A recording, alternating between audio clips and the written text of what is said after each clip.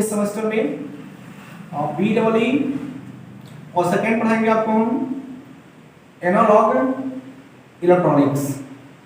Analogue electronics, ये जो दोनों सब्जेक्ट आपको दिखाई दे रहा है, ये दोनों सब्जेक्ट ये जो है जो फर्स्ट ईयर में बच्चे पढ़ते हैं, फर्स्ट ईयर में, और फर्स्ट ईयर के बच्चों के लिए है। और फर्स्ट ईयर किसके लिए?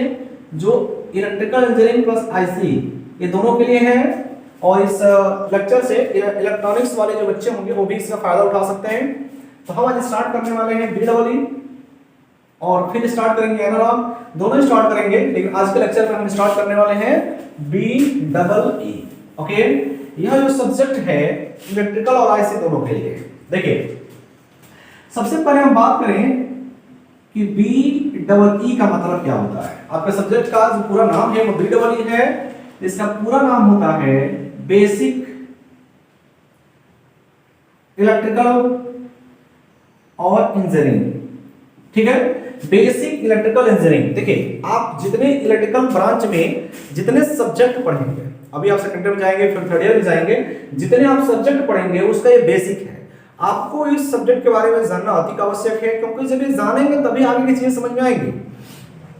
जैसे हम सेकेंड ईयर वाले थर्ड ईयर वालों को पढ़ाते हैं, तो कभी कभी जो बच्चे नहीं पढ़ रहते हैं शुरू में, उनको बहुत प्रॉब्लम क्रिएट होती है कि आखिर में होता कैसे है।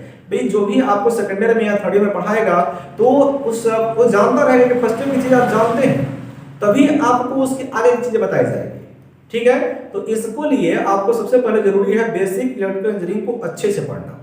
तो चलते हैं, स्टार्ट करते हैं आज बेसिक इलेक्ट्रिकल इंजीनियरिंग। ठीक है, इसका चैप्टर नंबर फर्स्ट स्टार्ट करेंगे हम, जो आपके प्रस्तावना या फिर इंट्रोडक्शन है। कुछ चीजों को सबसे पहले जानना जरूरी रहेगा, तभी आगे की चीजें आपको समझ में आएंगी। ओके, चलिए स्टार्ट करते हैं chapter number first B double E का।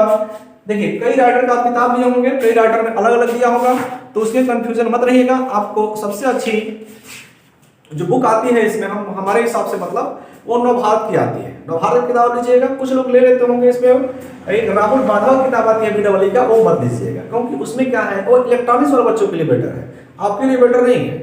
इसलिए आप लोग नवभारत की किताब लीजिए जो बहुत बेटर आती है इसके लिए।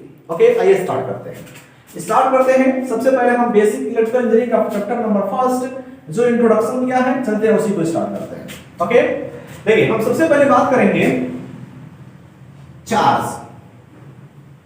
चार्ज या बोलेंगे इसको आवेश। चार्ज होता क्या है? चार्ज जो है वो क्या होता है? तो देखिए, वैसे तो आप लोगों को चार्ज करके बहुत पढ़ाया गया होगा, चार्ज क्या होता है क्या नहीं होता। इंटर में आपको हाई स्कूल में भी है कि व्हाट इज चार्ज क्या होता है। ठीक है, तो आज हम इसी के बारे में चर्चा करेंगे कि आवेश क्या होते हैं। ओके, देखिए, वैसे भी आपको जैसे आप बुक खोलेंगे वैसे आएगा अपनस की छड़ पर, सॉरी बिल्ली की खाल पर अपनस की छड़ रगड़ते हैं, ये फोना ठेकाना बहुत आएगा। लेकिन देखिए, बच्चे क्या है कि ये नहीं समझ पाते हैं कि चार्ज होता क्या है। भाई, चार्ज हवा में होता है, कहाँ होता है चार्ज? पहले पढ़ा दिया गया है, यहाँ Q1 चार्ज, यहाँ Q2 चार्ज रखे हैं, सब बल लगता है। लेकिन चार्ज होता क्या है, पहले आप उसका बेसिक समझिए, तब आगे की चीजें समझिए। आइए देखते हैं चार्ज क्या होता है। देखिए, पहले तो चार्ज का डिफिनीशन याद रखिए। मैं बोल दे रहा हूं, आप लोग खुद से लिखिएगा, मैं यहाँ लिखाऊंगा नहीं। देखिए, चार्ज क्या होता है? चार्ज होता है दुनिया के प्रत्येक पदार्थ में वह प्रॉपर्टी, कोई भी पदार्थ हो सकता है। ठीक है, किसी पदार्थ का, किसी मैटर की वह प्रॉपर्टीज, ठीक है, जिसके कारण वह कुछ न कुछ मैग्नेटिक फील्ड और कुछ न कुछ इलेक्ट्रिक फील्ड जनरेट करता है, उसी को उसका चार्ज कहते हैं। भाई देखिए, जब तक चार्ज नहीं होगा तब तक इलेक्ट्रिक फील्ड जनरेट नहीं होगी, और जब तक चार्ज मोशन में नहीं आएगा तब तक मैग्नेटिक फील्ड नहीं उत्पन्न होगी। इसका मतलब क्या हुआ? किसी मैटर की वह प्रॉपर्टीज जिसके कारण वह मैग्नेटिक फील्ड या इलेक्ट्रिक फील्ड जनरेट करता है, दैट इज कॉल्ड चार्ज, वो चार्ज कहलाएगा। ओके, तो ध्यान रखिएगा, जो चार्ज होता है, ये चार्ज जो है वह इलेक्ट्रिक फील्ड भी उत्पन्न करेगा। जो चार्ज होगा, देखिए, चार्ज होगा वह इलेक्ट्रिक फील्ड उत्पन्न करेगा, और वही चार्ज मैग्नेटिक फील्ड भी उत्पन्न करेगा। वही चार्ज मैग्नेटिक फील्ड भी उत्पन्न करेगा। तो जो इलेक्ट्रिक फील्ड होता है, याद रखेंगे देखिए, इलेक्ट्रिक फील्ड कौन उत्पन्न करता है और मैग्नेटिक फील्ड कौन उत्पन्न करता है? तो जितने भी स्टैटिक चार्ज होते हैं, जितने भी स्टैटिक चार्ज होते हैं, चलिए मैं इसको अलग से लिख दे रहा हूं, यहां पर ध्यान दीजिए, जो चार्ज होंगे आपके दो प्रकार के होंगे। चार्ज जो आवेश होंगे देयर आर टू टाइप्स। कौन कौन से चार्ज होंगे हमारे? जो चार्ज होते हैं, एक होता है स्टैटिक चार्ज और एक होता है डायनामिक चार्ज। दो चार्ज हो जाएंगे। स्टैटिक चार्ज को हम बोलते हैं स्थिर चार्ज,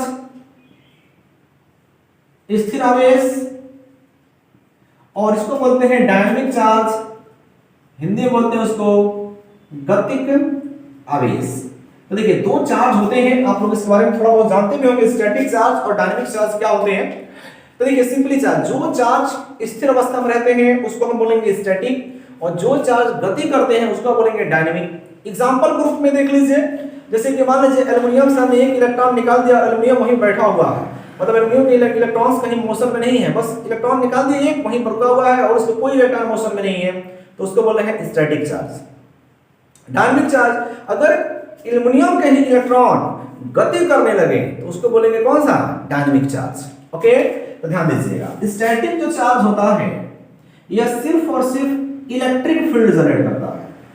इलेक्ट्रिक फील्ड मतलब होता है वैद्युत क्षेत्र उत्पन्न करता है।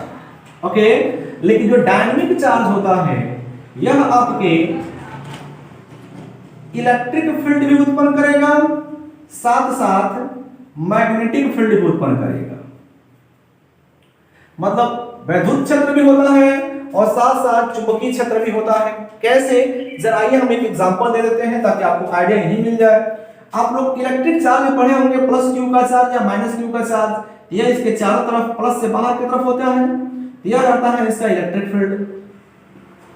और डायनामिक चार्ज देखिए, जैसे कि मान लीजिए कोई वायर है, वायर है और वायर में धारा फ्लो होती है, तो वायर में धारा कब फ्लो हो सकती है? वायर में धारा तभी फ्लो हो सकती है जब इलेक्ट्रॉन मोशन में आए।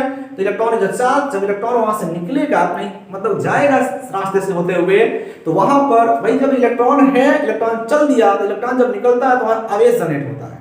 जब वह आवेश जो आपका उत्पन्न हुआ है उसके वजह से यहां पर होगा, देखिए यहां का, देखिए इससे परपेंडिकुलर जो चालक होते हैं उससे परपेंडिकुलर जो काम करता है, अगर ये पॉजिटिव चालक की धारा इधर की तरफ है तो बाहर की तरफ, धारा नीचे है तो अंदर की तरफ।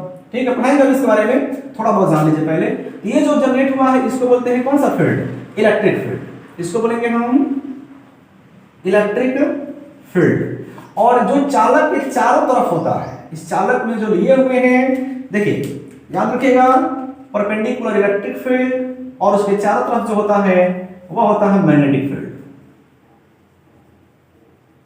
मैग्नेटिक फील्ड, ठीक है, चारों तरफ जो होगा मैग्नेटिक फील्ड। दिशा कैसे निकालते हैं तो दिशा आपको पढ़ाया जाएगा बाद में, वैसे थोड़ा बहुत जान लीजिए। धारा की दिशा में अंगूठा करते हैं और हाथ को मोड़ते हैं, जिधर मुड़ता है वही आपके चुंबकीय क्षेत्र की दिशा होती है। ये तो हो जाएगा आपका मैग्नेटिक फील्ड। हाँ, कभी कभी क्वेश्चन आता है जेईई में कि इलेक्ट्रिक फील्ड और मैग्नेटिक फील्ड में धारावाही चालक में स्ट्रॉन्ग कौन होता है। याद रखिएगा आज के बाद, जो आपका मैग्नेटिक फील्ड जो होता है इसकी वजह से लगने वाला जो फोर्स होता है F या magnetic field is greater than F of charge electric field. याद रखिएगा Fm जो होता है वो ज्यादा होता है किससे? जो आपके इलेक्ट्रिक फील्ड के कारण फोर्स लगता है, जो मैग्नेटिक फील्ड के कारण लगता है, तो Fm जो होता है ज्यादा होता है किससे? Fe से। यही रीजन है कि दो धारावाही चालकों में मैग्नेटिक फोर्स ज्यादा होता है। ओके, याद रखिएगा। तो ये तो हो गया आवेश। आवेश कितने प्रकार के होंगे? There are two types, first static, second is the dynamic. Static charge क्या होते हैं? जो स्थिर अवस्था में रहते हैं, उसकी वजह से क्या उत्पन्न होगा? वैद्युत क्षेत्र। डायनामिक चार्ज की वजह से क्या उत्पन्न होगा? आपका इलेक्ट्रिक फील्ड उत्पन्न होगा और साथ साथ मैग्नेटिक फील्ड उत्पन्न होगा। चलिए इसको आप लोग नोट कर लीजिएगा। आगे जरा चलते हैं, चार्ज उत्पन्न कैसे हुआ जरा उसके बारे में बात करते हैं। इसको आप लोग नोट कर लीजिएगा, नोट्स जरूर बनाइएगा, बिना नोट्स की पढ़ाई मत करिए, पहले बता दे रहे हैं। नोट्स बनाने से आपको ही बेनिफिट होगा। ओके, आइए देखते हैं। देखो चार्ज के बारे में हम जरा बात करते हैं। देखिए चार्ज उत्पन्न कैसे होता है। आप पढ़े होंगे एक चार्ज पॉजिटिव और एक चार्ज पढ़े होंगे नेगेटिव। ओके, आपको पढ़ाया जाता है यहाँ पर +2q का चार्ज रखा गया है, यहाँ -2q का चार्ज रखा गया। ये है क्या? जरा आइए इस बारे में देखते हैं, जरा ध्यान दीजिएगा। देखिए हमने मान लिया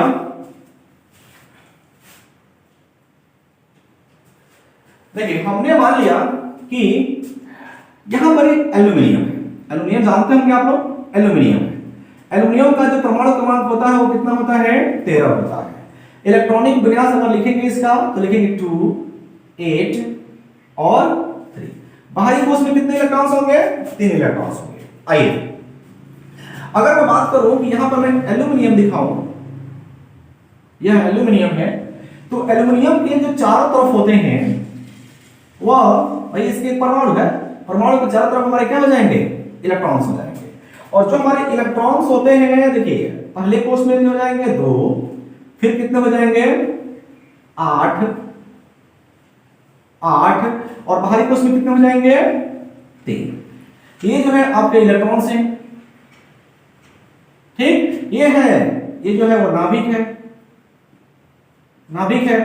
और नाभिक में आप जानते होंगे क्या होता है भाई, प्रोटॉन होता है।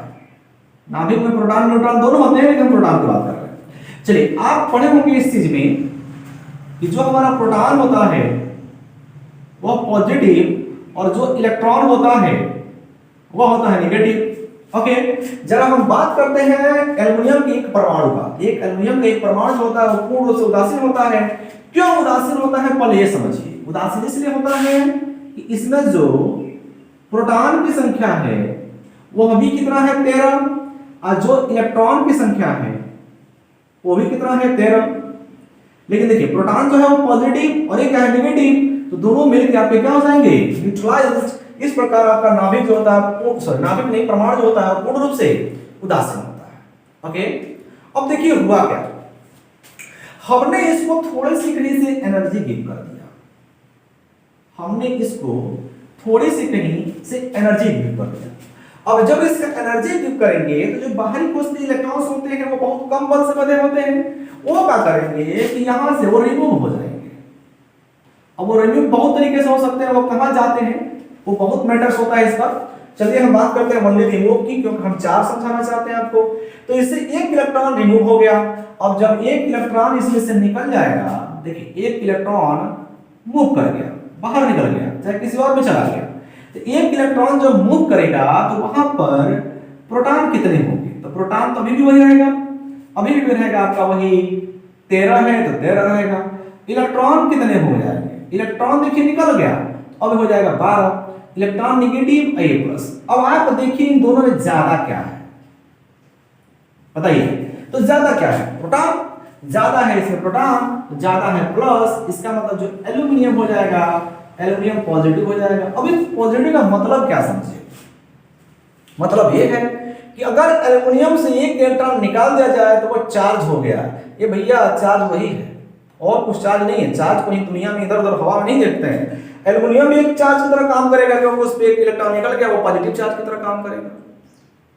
ठीक है, तो अगर 2 एल्यूमिनियम है, दोनों को चार्ज करके रखा जाए तो उसमें भी बल लगता है, ऐसा जरूरी नहीं है एक नहीं लगेगा। तो याद रखेंगे ये चीज कि इसमें जो आपका इलेक्ट्रॉन्स निकल गया है चार्ज बन गया, मतलब एल्यूमिनियम पदार्थ ही चार्ज होता है और कुछ चार्ज नहीं होता है कि यहाँ रखा वहां रखा, ये पढ़ लिए, पदार्थ ही चार्ज है। चलिए ध्यान दीजिएगा थोड़ा और चीज, अगर एल्यूमिनियम पॉजिटिव बना तो इसको लिखते हैं +1Q, मतलब इसमें एक इलेक्ट्रॉन निकला तो +1Q।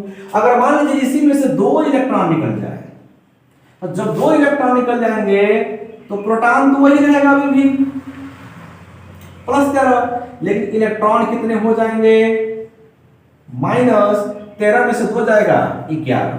तो बताइए 11 इलेक्ट्रॉन हो गए। अब बताइए कि चार्ज कैसा होगा इस पे, तो जो चार्ज होगा देखिए ज्यादा कौन है, प्रोटॉन, तो पॉजिटिव। कितना ज्यादा है तो 2, तो 2Q, इतना चार्ज हो जाएगा। या Q का मान E भी लिख सकते हैं, क्योंकि इलेक्ट्रॉन निकलना है ना, तो इलेक्ट्रॉन की जगह पर यहाँ पे Q की जगह पर E लिख सकते हैं। ओके, अभी मैं वैसे नहीं बता रहा हूँ, पहले मैं आपको 2Q और 3Q का मतलब समझा रहा हूँ। इसका मतलब क्या है कि जो इसके आगे दिया रहता है, इसका मतलब उतना इलेक्ट्रॉन उसमें से निकल चुका है। ठीक, तो चार्ज हम आपको बस इतना समझा रहा है कि चार्ज कहीं और नहीं होता है, चार्ज सब इसी में होता है। चार्ज आपका हर एक पदार्थ में बन सकता है। ठीक, होता क्या है, कुछ के मॉलिक्यूल्स में से इलेक्ट्रॉन को अगर निकाल दिए तो चार्ज बन जाएगा, नहीं निकाल पाएगा तो नहीं बन पाएगा। कुछ के मॉलिक्यूल्स बहुत तेजी से बने होते हैं तो नहीं निकाल पाते हैं, तो नहीं बन पाता, जैसे लकड़ी होगा उसका नहीं बना पाएंगे। ये रीजंस होते हैं इसके, याद रखेंगे। चार्ज क्या होता है, तो चार्ज हमारा ऐसे देखेंगे। ओके, ये तो हो गया पॉजिटिव चार्ज की बात। सेम टू सेम अगर मैं बात करूं नेगेटिव चार्ज की बात, वो क्या हो जाएगा? ये तो हो गया positive, same to same negative भी तो हो जाएगा यार, नेगेटिव चार्ज। अरे भैया अभी हम इलेक्ट्रॉन निकाल रहे थे, अब इस एल्युमिनियम में इलेक्ट्रॉन गिव कर दीजिए कहीं से। तो इलेक्ट्रॉन जब एक गिव करेंगे तो बताइए प्रोटॉन कितना हो जाएगा? प्रोटॉन जो है आपका, प्रोटॉन में नो चेंजिंग, ठीक है, प्रोटॉन को देख के बताया जाता है, प्रोटॉन में कोई चेंजिंग नहीं आएगा। तो प्रोटॉन होंगे अभी भी रहेंगे 13, लेकिन इस बार इलेक्ट्रॉन कितना हो गया? एक आ गया तो 13 और 1 14 माइनस। अब बताइए ज्यादा कौन है? तो ज्यादा हमारा कौन है? माइनस। तो -1 क्यों चार्ज हो गया ये? जब -1 ई से चार्ज हो गया ये, Q = -1 × E, ठीक, ऐसे चार्ज हो गया। अब उसी तरह मान लीजिए इसमें 2 इलेक्ट्रॉन कैसे दे दिया जाए, 4 इलेक्ट्रॉन दे दिया जाए, 4 इलेक्ट्रॉन अगर गिव किया जाए तो फिर वही बात, प्रोटॉन तो वही रहेगा +13, और इलेक्ट्रॉन कितने हो जाएंगे? अब इलेक्ट्रॉन हो जाएंगे, अब कितने हो जाएंगे इसमें? 4 आ गया है तो 13 4 17, तो चार्ज कैसा हो जाएगा इसमें? माइनस, देखिए कितना लिखा है 4Q। तो याद रखिएगा जो आपके दिखाया जाता है 2Q 3Q 4Q जो भी दिखाया जाता है, मतलब उतने इलेक्ट्रॉन उसमें से निकले हैं या फिर उतने इलेक्ट्रॉन उसमें आए हैं। ओके, जहां भी आपको दिखाई देगा ऐसे लिखा जाता है इतना Q का चार्ज है, 2Q 3Q 4Q, तो समझ लीजिए। दूसरी बात, चार्ज हवा में नहीं, चार्ज आप किसी को बना सकते हैं, पर चार्ज एल्युमिनियम को बना दिया हम। एल्युमिनियम आपका जो एक पदार्थ है, समझ लीजिए यही एल्युमिनियम है, इसमें से इलेक्ट्रॉन निकल गए तो चार्ज, ये भी चार्ज की तरह है। अब ऐसा नहीं चार्ज यहाँ रखा हुआ रखा है, कहा भैया यही चार्ज है, चार्ज याद रखिएगा। ये सब आपको टॉपिक थोड़ा सा अलग चीजें हैं जो आप लोग बहुत पहले से जानते थे, लेकिन इतना नहीं जानते थे कि होता क्या, बस यहाँ रखा वहां रखा फोर्स लगता है। ये रहते हैं हमारे चार्ज, ये हो जाएंगे positive charge and negative charge. आइए देखते हैं थोड़ा और इसके इंटरनली जाते हैं। ओके, तो देखिए चार्ज तो हो गया स्टैटिक चार्ज, डायनामिक चार्ज, जरा उसके बारे में बात करते हैं। आओ देखते हैं। देखिए हमारे पास एक बैटरी है, हमारे पास एक बैटरी है, ये मान लो कोई बैटरी है। ओके, बैटरी की रेटिंग किस में होती है? बैटरी को मतलब रेटिंग किस, किसी चीज की रेटिंग से क्या मतलब समझते हैं? किसी चीज की रेटिंग बोलते हैं, रेटिंग किससे क्या होती है? अरे यार सिंपल याद है, रेटिंग मतलब मूल्य होता है, मूल्य का निर्धारण किसमें करते हैं? तो रेट आप जाते हैं मार्केट में रेट लगाने के लिए, तो सिंपली बोलिए आप जिस चीज को, किसी भी चीज को ले लीजिए, किसी भी चीज को पैसा जब देते हैं और जिसमें खरीदते हैं वही उसका रेटिंग होता है। मतलब किसी भी चीज को आप जिस मूल्य में खरीदते हैं वही उसका क्या कहलाता है? रेटिंग। जैसे आप जाते हैं चीनी खरीदने के लिए, 1 किलो चीनी दीजिए तो चीनी की रेटिंग केजी हो गया, ठीक। या फिर मान लीजिए बल्ब खरीदने जाते हैं तो कहते हैं 100 वाट का बल्ब दीजिए, तो 100 वाट, तो वाट आपका बल्ब का जो रेटिंग होता है वाट होता है, ठीक। उसी तरह जो डिवाइस होते हैं, डिवाइस अगर उनसे पूछा जाए कि बताइए इसका रेटिंग क्या होता है, तो आप कैसे बोलेंगे? पंखा जाते हैं खरीदने के लिए, इतना वाट का आपको पंखा चाहिए। जो भी जाते हैं, मोटर जाते हैं तो हाउस पावर में खरीदते हैं, तो वो जिसमें खरीदते हैं वही उसका रेटिंग होता है। उसी तरह बैटरी किसमें खरीदते हैं? तो बैटरी जो होता है आप खरीदते हैं एम्पियर आवर में, चाहे मिली एम्पियर आवर में, mAh या फिर Ah बड़ी राशि है, थोड़ा छोटा में आ जाएंगे तो हो जाएगा mAh, ठीक है। तो ये बैटरी की रेटिंग होती है। बैटरी रेटिंग हाँ बहुत तो इसमें याद रखते हैं वोल्ट में नहीं होती है, याद रखिएगा। आप देखेंगे इतनी छोटी बैटरी 12 वोल्ट की भी आती है और इससे बड़ी बैटरी भी 12 वोल्ट की होती है, ठीक। अंतर बस इतना, वोल्टेज तो बराबर हो गया।